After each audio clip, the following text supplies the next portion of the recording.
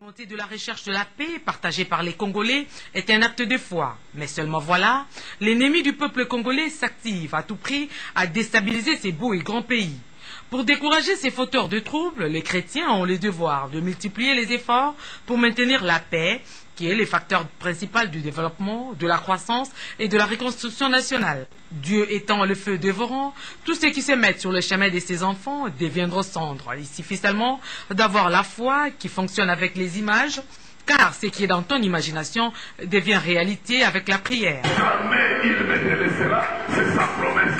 Il dit qu'avec lui je suis dans la victoire, que toutes les choses que je vois, lui-même travaille derrière les circonstances pour réduire en néant mes adversaires et que je serai plus que vainqueur. Je le suis déjà. Il m'appelle vaillant héros avant le combat parce qu'il connaît l'issue du combat. Il marche lui-même avec moi. Je peux lui faire confiance. Les chrétiens ne doivent pas vaincre l'agression en gardant sa gravité dans la tête, mais plutôt en prenant l'image de la meurtrissure de Jésus qui a donné sa vie pour que nous soyons sauvés. Nous, chrétiens, avons un devoir, c'est celui de témoigner de la grandeur de Dieu. C'est alors qu'il va changer la destinée de la République démocratique du Congo. Il va changer la malédiction en bénédiction, l'échec en réussite et la descente en montée. Tous étant créés à l'image de Dieu, nous devons être solidaires, nous devons cultiver la paix pour que l'ennemi ne profite en aucun cas. À méditer au regard de l'insécurité qui sévit à l'est de la RDC. À Kinshasa particulièrement, la place du cinquantenaire est restée déserte. C'est ici que se déroulent les grandes manifestations officielles. Les colonnes des FARDC et de la police, qui d'habitude défilent lors des événements historiques du pays, sont aujourd'hui absentes, et même des hommes, femmes et enfants qui, à des occasions pareilles, viennent s'y balader, ont préféré aller prier pour leurs compatriotes de l'Est du pays. En ce jour déclaré chômé et payé à l'occasion du 52e anniversaire de l'accession de la RDC à sa souveraineté nationale et internationale, ces lieux a tout de même été sécurisés par les éléments de la PNC. Sur l'avenue du Commerce, les magasins sont hermétiquement fermés. Sur l'avenue du Plateau, c'est le même constat. Cependant, certaines personnes ont ouvert leurs marchandises pour vendre différents articles aux côtés d'autres étalages et rayons vides au marché central de Kinshasa-Gombe. Les vendeurs des valises étaient au rendez-vous. Pour eux, le 30 juin n'est pas différent d'autres jours. Bien que la journée soit déclarée chômée, les coiffeurs du salon Morija à Gombe, eux travaillent et ont de la clientèle. Pourquoi? C'est parce que avant que le Congo devienne indépendant, il y avait ce qu'on appelait le plan décennal. C'est-à-dire un plan qu'on a préparé comment construire ce Congo. Comment ce plan décennal était fait? Ce sont les Belges qui ont fait ce plan décennal. Le roi.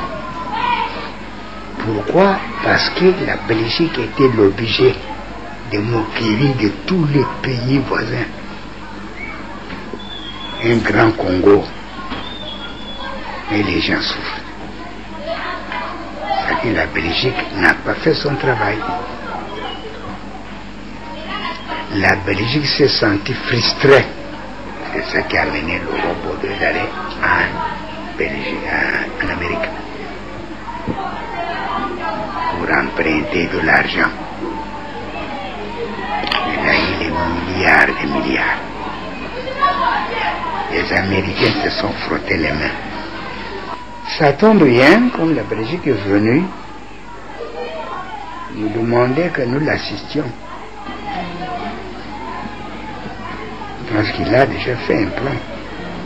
Mais il manque la possibilité pour mettre en valeur ce plan-là. Il faut en profiter. C'est comme ça que le roi Baudouin, quand il s'est présenté en Amérique. De prime abord, penser aux pionniers de l'indépendance. Je voudrais également dédier une pensée pieuse à tous ceux qui tombent sous les balles des justiciers dans notre Kivu, qui n'est autre que notre Suisse congolais. Je partage donc l'avis du gouvernement qui a voulu que nous puissions célébrer cette journée dans la méditation. Célébrer cette journée dans la méditation, comme vous le dites. Enfin, pour revenir à votre question, le plus grand mérite que je peux tirer de la date du 30 juin 1960, c'est que, sans fioriture aucune, nous avons eu la chance d'être désignés par le colonialiste qui fut mon patron à l'information pour faire le reportage de l'indépendance de ce pays. À telle enseigne que lorsque le roi Baudouin a terminé son discours, et c'est Homo qui a proclamé devant mon micro et à la face du monde que le Congo était indépendant. Votre micro de reporter. Exactement, parce que je ne fus pas journaliste, je fus rédacteur, speaker, traducteur à l'information du gouvernement central.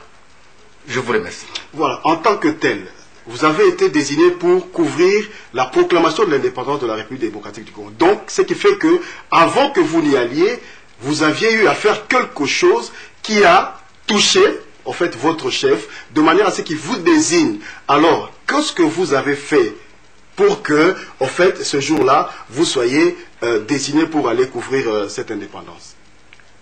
Souvent de fois, lorsque le gouverneur général viendra à la radio pour faire ses messages à la nation, j'étais toujours désigné, directement après qu'il ait terminé son discours, de faire la traduction en lingala et en kikongo, et c'était d'autres collègues à moi qui faisaient Swahili et Chiluba.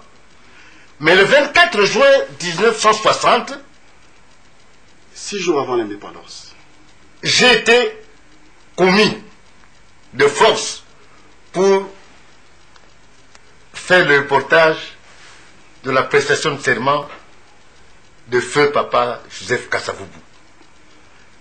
Cette démonstration a plu à mes chefs. C'est ainsi qu'ils diront, le 30 juin, c'est lui, de nouveau, toi, Jean Lema, qui allait être en présence, en face du roi Baudouin, lorsqu'il va proclamer l'indépendance de la RDC.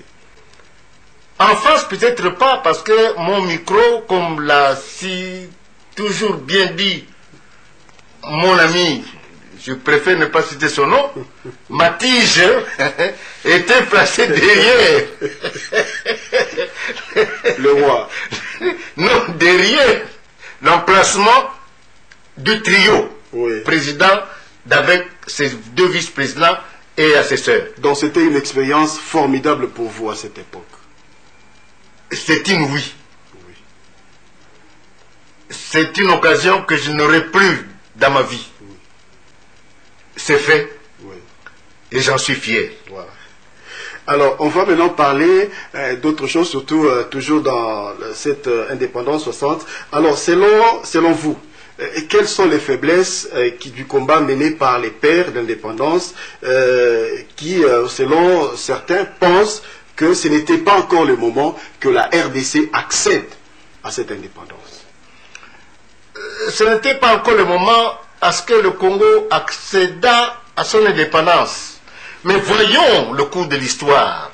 Aujourd'hui, que nous sommes conscients de ce que nous sommes indépendants, qu'est-ce que nous ne faisons pas qui puisse blesser la situation de notre pays? C'est vous dire, bref, je cours de moi mon échine devant les pères de l'indépendance qui, eux, ont eu le courage mal de dire à l'Européen, stop, au revoir et merci, donnez-nous notre indépendance. C'est à nous maintenant de profiter de ce courage mal qu'a eu l'évolué, parce qu'ils sont les évolués qui ont demandé l'indépendance auprès de la Belgique. Aujourd'hui, avec le pléthore des politiciens que nous avons, c'est à eux de jouer.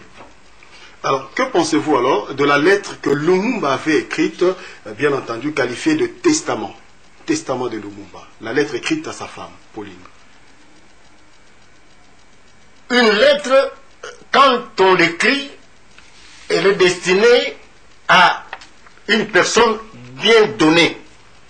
Mais l'entourage doit saisir la portée de cette lettre. Cette lettre n'a pas été destinée qu'à Madame Lumumba.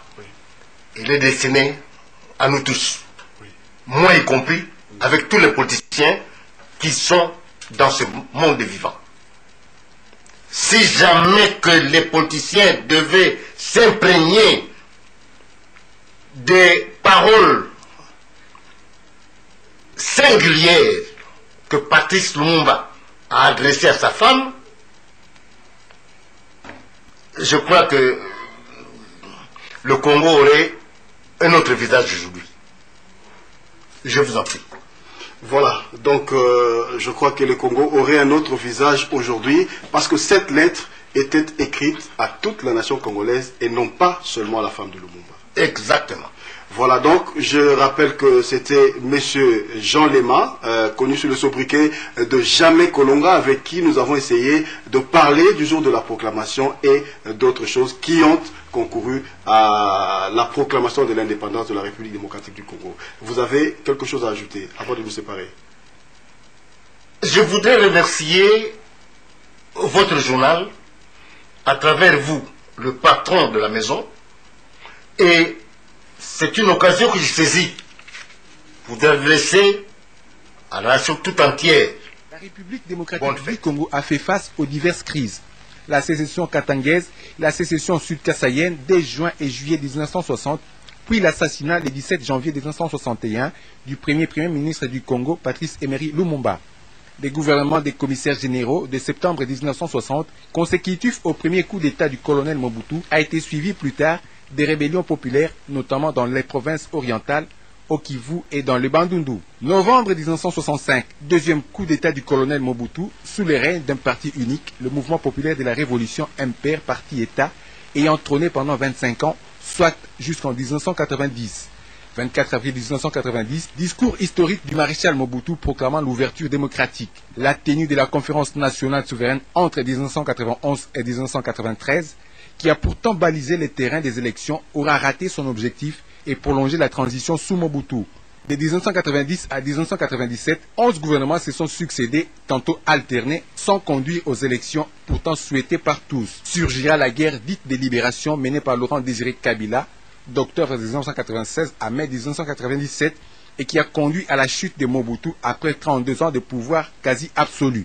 L'élan de la révolution amorcée par Laurent Désiré Kabila aura connu un arrêt brutal avec la guerre d'agression rwando-ougando-burundaise dès 1998 et plus tard avec la disparition tragique de l'homme du 17 mai assassiné le 16 janvier 2001. L'accession de son fils Joseph Kabila au pouvoir a propulsé les dialogues intercongolais qui a mis fin aux rébellions du RCD, du MLC et à la résistance des Maïmaï en faveur d'une formule magique, le 1+4 pour le partage du pouvoir. Un président de la République et 4 vice-présidents pour une transition démocratique d'avril 2003 à juin 2006.